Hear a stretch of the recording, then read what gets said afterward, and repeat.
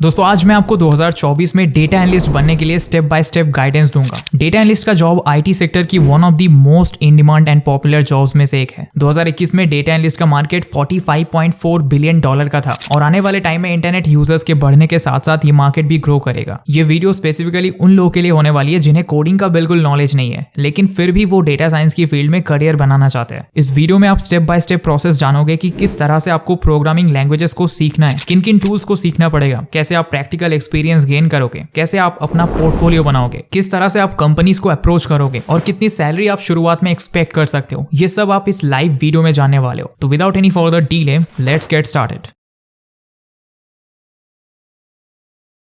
तो generally data analyst उसको बोलते हैं जो डेटा को कलेक्ट करता है, उसको स्टोर करता है, एनालाइज करता है और उसमें से कुछ यूजफुल इनसाइट्स निकालता है जो कंपनीज को ग्रो करने में हेल्प करते हैं। जैसे आप यूट्यूब पर जिस तरह का कंटेंट देखते हो, आपको होम पेज पर उसी तरह का कंटेंट शो होता है। ये डेटा की मदद से ही पॉसिबल हो पाता है। यूट्यूब के डेटा एनालिस्ट आपके और बाकी लोगों के सर्च डेटा को एनालाइज करते हैं और उसको चार्ट्स और फिगर्स के फॉर्म में ऑर्गेनाइज करता है और उस डेटा को यूट्यूब को देता है और फिर यूट्यूब उस डेटा के अकॉर्डिंग ही आपको रेलेवेंट कंटेंट शो करता है। डेटा एनालिसिस की मदद से कंपनीज अपने प्रॉफिट्स को काफी ज्यादा बढ़ा सकती है और यही रीजन है कि डेटा एनालिस्ट और डेटा साइंटिस्ट जैसी जॉब्स में सैलरी बाकी आईटी जॉब्स के मुकाबले ज्यादा मिलती है। डेटा एनालिस्ट और डेटा साइंटिस्ट में क्या डिफरेंस होता है इस पर मैं पहले एक डिटेल्ड वीडियो बना चुका हूं, लेकिन फिर भी एक बार शॉर्ट में बता देता हूं। डेटा एनालिस्ट की जॉब डेटा साइंटिस्ट के मुकाबले थोड़ी सिंपल होती है।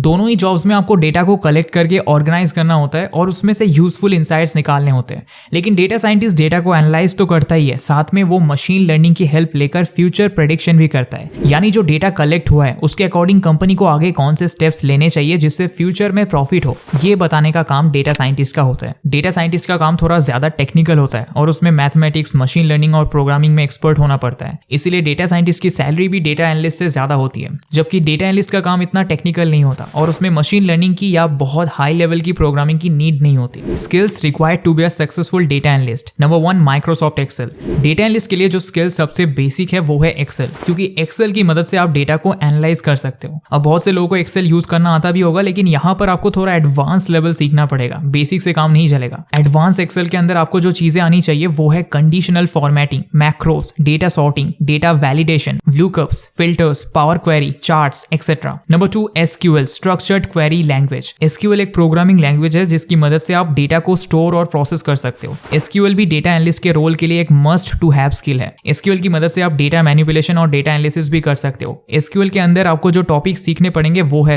Basics, joins, subqueries, modifying data, aggregations, date, strings, recursive. Number 3, Python and R. Data analyst के जॉब में जिन प्रोग्रामिंग लैंग्वेजेस की डिमांड की जाती है वो है मेनली पाइथन और आर। पाइथन को सीखना थोड़ा सिंपल है और पाइथन सीखकर आप डेटा एनालिसिस के साथ साथ दूसरी चीजें भी कर सकते हो। इसलिए मैं रिकमेंड करूंगा कि आप पाइथन ही सीखो। डेटा एनालिस्ट को ज्यादा एडवांस लेवल की प्रोग्रामिंग लैंग्वेज सीखने की जरूरत नहीं होती है, बस बेसिक नॉलेज आपको होनी चाहिए। Number 4, Microsoft power BI and W. सिर्फ डेटा को कलेक्ट, ऑर्गेनाइज और एनालाइज करना काफी नहीं है, आपको उस डेटा को अच्छे से रिप्रेजेंट करना भी आना चाहिए और इसके लिए आपको एक डेटा विजुअलाइजेशन टूल सीखना पड़ेगा। जो सबसे पॉपुलर डेटा विजुअलाइजेशन टूल्स है वो है पावर बीआई और डब्ल्यू। आप इनमें से कोई एक सीख सकते हो। डेटा विजुअलाइजेशन टूल की मदद से आप अपने एनालिसिस को चार्ट्स और ग्राफ्स के फॉर्म में ऑर्गेनाइज कर पाओगे, जिससे आपके लिए उसको दूसरों के सामने रिप्रेजेंट करना ईजी हो जाएगा। Number 5, basic maths. Data science की तरह डेटा एनालिस्ट में आपको ज्यादा एडवांस मैथ सीखने की जरूरत नहीं है।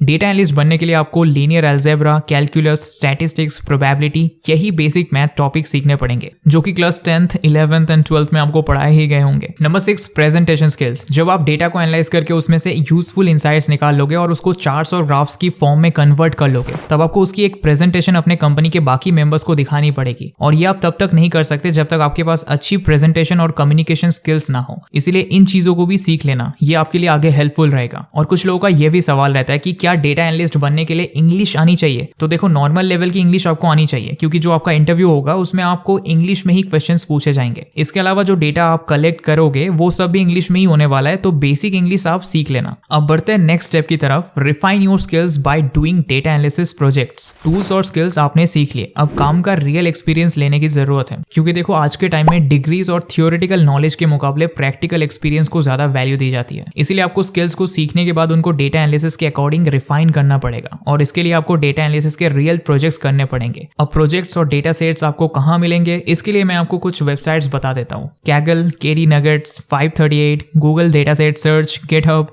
इन वेबसाइट्स पर आपको बहुत से डेटा सेट्स मिल जाएंगे जिनका यूज करके आप डेटा एनालिसिस की प्रैक्टिस कर सकते हो और कुछ रियल प्रोजेक्ट्स तैयार कर सकते हो। इन प्रोजेक्ट्स को आप अपने पोर्टफोलियो में भी ऐड कर सकते हो। इससे आपकी एम्प्लॉयबिलिटी बढ़ेगी और एम्प्लॉयर्स के आपके हायर करने के चांसेस भी बढ़ जाएंगे। अब बात आती है कि क्या डेटा एनालिस्ट बनने के लिए कॉलेज डिग्री लेना इंपॉर्टेंट है या नहीं। तो देखो, बहुत सी बड़ी कंपनीज है जो बिना कॉलेज डिग्री के भी लोगों को हायर करती है, लेकिन इन कंपनीज में जॉब पाने के लिए आपके पास लंबा चौड़ा एक्सपीरियंस और टॉप नॉच स्किल्स होनी चाहिए। इसलिए मेरा पर्सनल ओपिनियन ये रहेगा कि आप एक बैचलर्स डिग्री जरूर ले लो। हाँ, ये जरूरी नहीं है कि वो डिग्री आप कंप्यूटर साइंस या टेक्नोलॉजी रिलेटेड सब्जेक्ट से करो। अगर आपने नॉर्मल BSc BCom वगैरह भी किया है तो भी ठीक है। देखो, डेटा एनालिस्ट बनने के लिए जो स्किल चाहिए वो तो आप खुद से कोर्सेस एंड यूट्यूब की मदद से सीख लोगे, लेकिन एक बैचलर्स डिग्री होना आपकी एम्प्लॉयबिलिटी को बढ़ा देता है। मान लो अभी आपने 12th पास आउट किया है तो कोई नॉर्मल कॉलेज में एडमिशन करवा लो और वहां से कोई भी बेसिक सब्जेक्ट में बैचलर्स कर लो। आपको रेगुलर कॉलेज जाने की जरूरत नहीं है। आप साथ में डेटा एनालिटिक्स भी सीख सकते हो। 2 से 3 साल में आप डेटा एनालिस्ट के लिए रिक्वायर्ड सभी स्किल्स भी सीख जाओगे और आपके बैचलर्स भी कंप्लीट हो जाएगा। और जो भी लोग ये कहे कि भाई डिग्री की बिल्कुल जरूरत नहीं है, तो उन्हें यह बता देना चाहता हूँ कि हार्वर्ड बिजनेस स्कूल ने एक स्टडी की थी जिसमें उन्हें पता चला था कि 10 में से 9 जॉब्स में एम्प्लॉयर्स बैचलर्स डिग्री मांगते हैं। इसलिए अगर आपकी स्किल्स बहुत ज्यादा एक्सेप्शनल नहीं है तो किसी भी सब्जेक्ट से ग्रेजुएशन कर लेना, इससे जॉब मिलने के चांसेस बढ़ जाएंगे। तो डिग्री आप चाहे किसी भी फील्ड से करो, लेकिन आपको डेटा एनालिटिक्स सीखने के लिए कोई ना कोई कोर्स करना पड़ेगा। अगर आप चाहो तो आप कोई पेड कोर्स भी ले सकते हो, उसमें से आपको सर्टिफिकेट मिल जाएगा, प्लस कुछ केसेस में कोर्सेज प्रोवाइडर्स आपको जॉब फाइंड करने में भी गाइड करते हैं। IIT कानपुर के एक डेटा एनालिटिक्स का कोर्स है। अगर कोई पेड कोर्स लेना ही चाहते हो तो आप इसको चेकआउट कर सकते हो। कोर्स कंप्लीट होने पर आपको IIT कानपुर की तरफ से सर्टिफिकेट भी मिलेगा। अब जो स्टूडेंट्स फ्री में सीखना चाहते हैं उनके लिए YouTube सबसे बेस्ट चॉइस है। बहुत से फ्री कोर्सेज हिंदी में अवेलेबल है, जिनमें से 2 कोर्सेज के बारे में मैं आपको बता देता हूँ। सिंपली लर्न्स का YouTube कोर्स 47 वीडियोस का ये फ्री कोर्स आप चेकआउट कर सकते हो। इस कोर्स में आप R प्रोग्रामिंग लैंग्वेज, एक्सेल और W सभी टूल्स डिटेल में सीख सकते हो। अब जो लोग R की जगह पाइथन सीखना चाहते हैं तो वो लोग द स्किल का ये फ्री कोर्स YouTube पर देख सकते हैं। 196 वीडियोस का ये कोर्स है और यहाँ पर आपको पाइथन, पावर BI सब सिखाया जाएगा। इन्होंने यहाँ पर कोर्स में मशीन लर्निंग भी इंक्लूड किया हुआ है, तो उसको सीखने की आपको जरूरत नहीं है क्योंकि डेटा एनालिटिक्स में वो नेसेसरी नहीं होता है। अब यहाँ पर एक और पॉइंट मैं ऐड करना चाहूंगा कि स्किल सीखने के बाद और कोर्सेज पूरे करने के बाद अगर आप कोई इंटर्नशिप कर लेते हो तो इससे आपकी एम्प्लॉयबिलिटी और भी बढ़ जाएगी और आपको एक सर्टिफिकेट भी मिल जाएगा। तो एक फुल टाइम जॉब के लिए अप्लाई करने से पहले इंटर्नशाला और बाकी प्लेटफॉर्म्स पर जाकर आप डेटा एनालिस्ट की किसी इंटर्नशिप के लिए भी अप्लाई कर सकते हो। तो कोर्स पूरा करने के बाद जब आप सभी टेक्निकल स्किल्स सीख चुके हो और 2 से 4 डेटा एनालिस्ट के प्रोजेक्ट्स या कोई इंटर्नशिप कर चुके हो, डेटा एनालिटिक्स का पोर्टफोलियो बनाने के लिए बेस्ट वेबसाइट है गिटहब। यहाँ पर तमाम डेटा एनालिस्ट अपना वर्क शेयर करते हैं और यहाँ पर आप फ्री में अपना एक पोर्टफोलियो बना सकते हो और अपने वर्क के लिंक्स शेयर कर सकते हो। गिटहब पर अपनी फ्री पोर्टफोलियो वेबसाइट बनाने का स्टेप बाय स्टेप प्रोसेस आप यूट्यूब पर ऋषभ मिश्रा की इस वीडियो पर देख सकते हो। इसके बाद आपको अपनी एक प्रोफेशनल दिखने वाली लिंक्डइन प्रोफाइल बनानी है क्योंकि लिंक्डइन से ही हम जॉब्स के लिए अप्लाई करेंगे। अच्छा रिज्यूमे भी बना लेना। आजकल काफी फ्री टूल्स आते हैं जिनकी मदद से आप एक प्रोफेशनल रिज्यूमे बना सकते हो लाइक कैनवा। और उसके बाद आपको लिंक्डइन, इंडीड और बाकी जॉब सर्चिंग प्लेटफॉर्म्स पर डेटा एनालिस्ट की जॉब सर्च करनी है, जैसे कि जूनियर डेटा एनालिस्ट या data analyst job for freshers, और उन पर अप्लाई करना है। तो आई नो बहुत से लोग सोच रहे होंगे कि भाई इतना सब करने के बाद आखिर सैलरी कितना मिलेगा। तो simplylearn.com के अकॉर्डिंग एक फ्रेशर डेटा एनालिस्ट की सैलरी 4 लाख पर एनम से लेकर 8 लाख पर एनम तक हो सकती है, depending upon your skills, job location and company जिसके लिए आपने अप्लाई किया है। हालांकि मेरे अकॉर्डिंग आप as a fresher 5 lakh per year तक एक्सपेक्ट कर सकते हो। आई होप आपके सभी डाउट्स क्लियर हो गए होंगे। आप में से अगर कोई डेटा एनालिस्ट है तो वो अपना जॉब एक्सपीरियंस कमेंट में जरूर बताइए। Thanks for watching and best of luck.